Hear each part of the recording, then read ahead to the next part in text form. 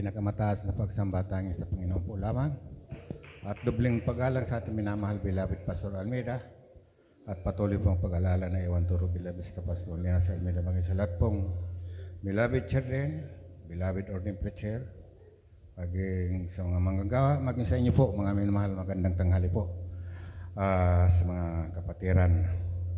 Ako po ay pinagpala naman para pasalamatan mahal Panginoon na tunay na napakabuti kan mahal Panginoon.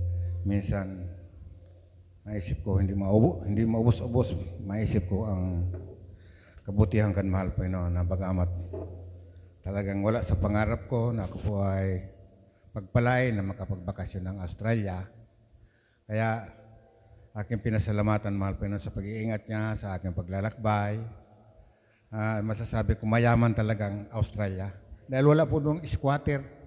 Panay ang tao, ang mga bahay doon, yung mga sinasabing mahirap, bungalow. Kaya sa paglalakbay ko doon sa mga pamasyal, napakayaman talaga ang Australia. Kaya aking pinasalamatan mahal Panginoon. Maging sa mga kapatiran doon, mayroong tayong gawain sa Australia. Kaya nakapagdalo rin ako doon, nakapagpasalamat sa gawain ka nating pinakamamahal na Panginoon. Dahil ang matyaga talagang sa paglilingkod sa mahal Panginoon. Walang iba ang Pilipino. Dahil yung mga puti, mga 2 oras lang, 3 oras, aalis na.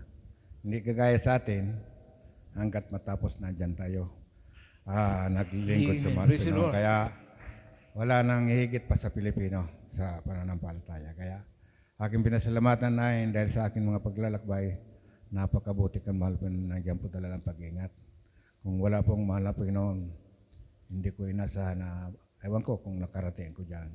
Dahil sa kan mga panahon po talagang grabe ang hirap ng aking buhay. Dahil sa mga bisyo, na bagamat may trabaho ko, nung araw palagi ako may trabaho pero walang nangyayari. Dahil sa bisyo, maging sa mga karamdaman, nandyan pa. Ay kaya naisip ko na ang karamdaman pala bunga ng kasalanan. Kaya akong pasalamat dahil sa pamagitan kang krusada, dito sa ako, dati nasa Naga ako nakatira nung araw. 3 pa lang anak namin. Ako po ay nawala ng pag-asa sa buhay dahil sa maraming karamdaman sa pamilya ko, problema.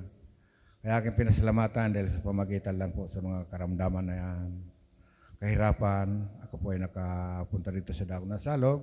At dito ko na po natagpuan itong gawain kan Jesus Miracle Crusade sa pamagitan po kang krusada. Kaya aking pinasalamatan mahal Panginoon dahil ka 94 ako po na pabautismo sa gawa. Pangalan ka natin pinakamamahal Panginoon.